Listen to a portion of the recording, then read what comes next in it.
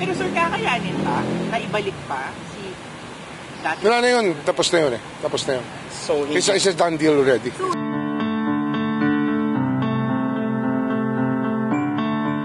Sir, yun nga po, ang OSG po ay nag-refuse dun sa pagsagot dun sa mga petitions ng Duterte siblings.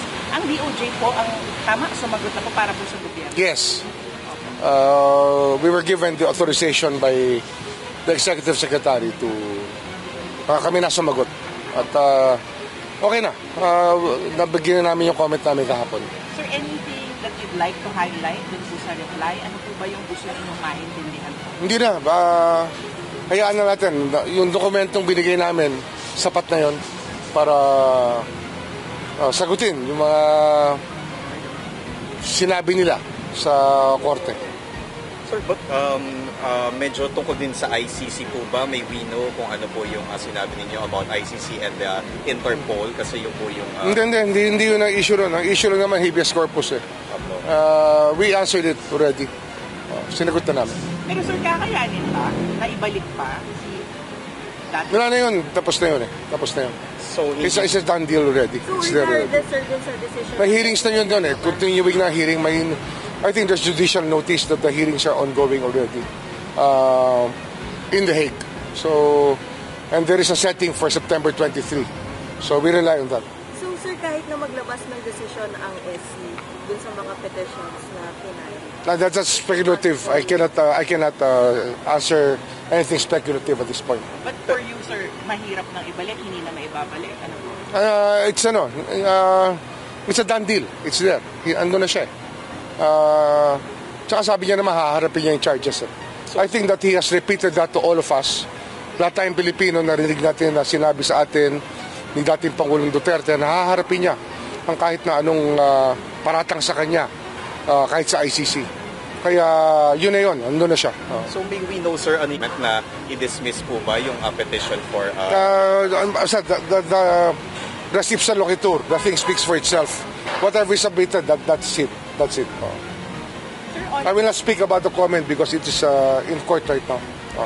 Sir, on the Solicitor General nga po na nag-refuse, nakausap po ba niya? It's personal to him. I have no comment on that. Task Force EJK po. May update po sa Task Force EJK. Tuloy-tuloy yun. We've been doing our work on the EJ case.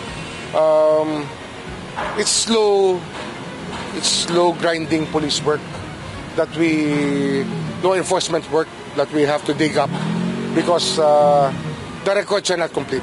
We just have to recreate many of the records and many of the things that happened. Sir, naka-apekto ba yung ICC conviction sa mga local cases mo na regarding this?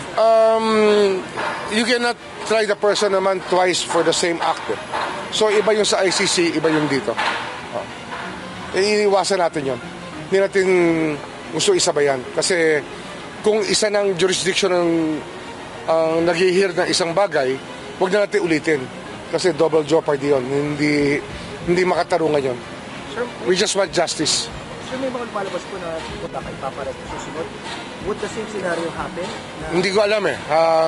Speculative pa rin yan. Speculative. Sir, medyo divided.